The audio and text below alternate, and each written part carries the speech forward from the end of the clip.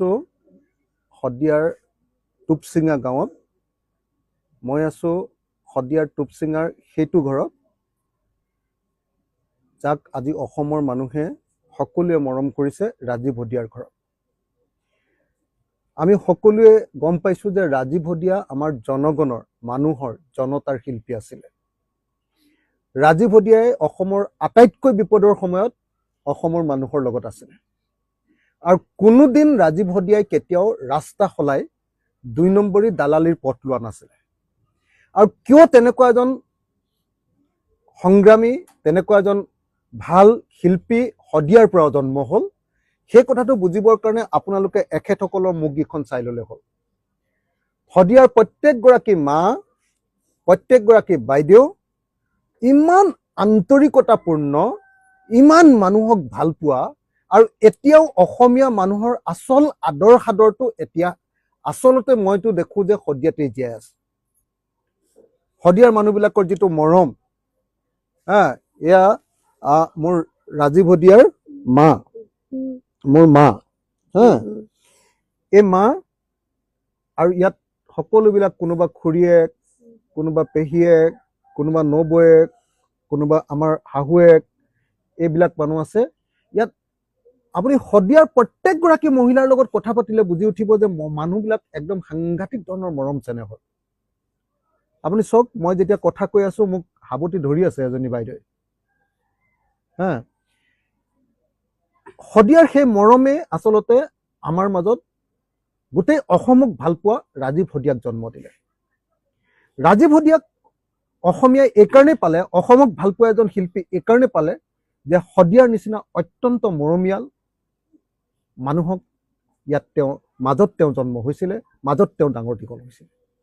আজিও যদি অসমৰ কোনোবা এটা ঠাইত মানে আঠা লগা ভাত বিচাৰিব খোজে, তেতিয়াহ'লে পাব অকল শদিয়াতে। শদিয়াতেই পাব আপুনি আঠা লগা ভাত। সেই শদিয়াতে এতিয়াও পুৰণি আমাৰ অসমীয়া সমাজখনৰ পুৰা ৰেহ ৰূপটো এতিয়াও জীয়াই আছে। আৰু সেই শদিয়াৰ মানুহৰ মাজতে মই আছোঁ, আৰু সেই শদিয়াৰ মাজৰ পৰাই জন্ম দিছিলে এজন সুসন্তান, অসমৰ এজন খুব ভাল শিল্পী ৰাজীৱ হদিয়া। ৰাজীৱৰ নামটো আচলতে কি আছিলে? ৰাজীৱ গগৈ।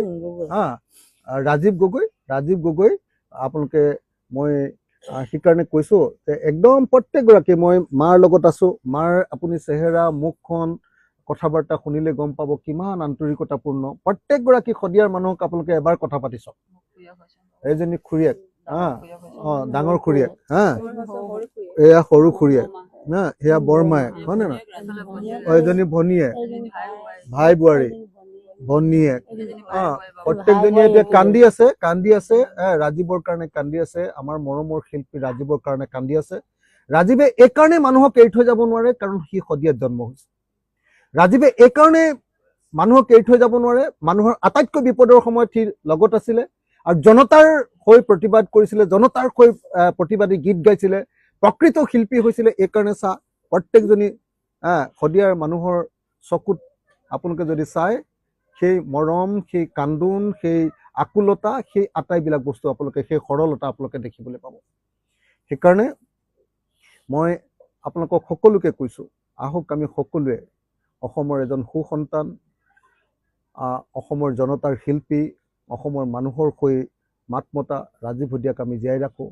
মোৰতো জীৱনৰ আটাইতকৈ ডাঙৰ কথাটো, কা আন্দোলনত যেতিয়া মোক NIA ধৰিছিলে, যেতিয়া মোক UAPAত ৰাষ্ট্ৰদ্ৰোহত দি দিছিলে, তেতিয়া চব মানুহ মোৰ পৰা আঁতৰি দিছিলে। বহুত মানুহ মোৰ চিনাকি মানুহবিলাক, ডাঙৰ ডাঙৰ মানুহবিলাক মোৰ পৰা আঁতৰি দিছিলে।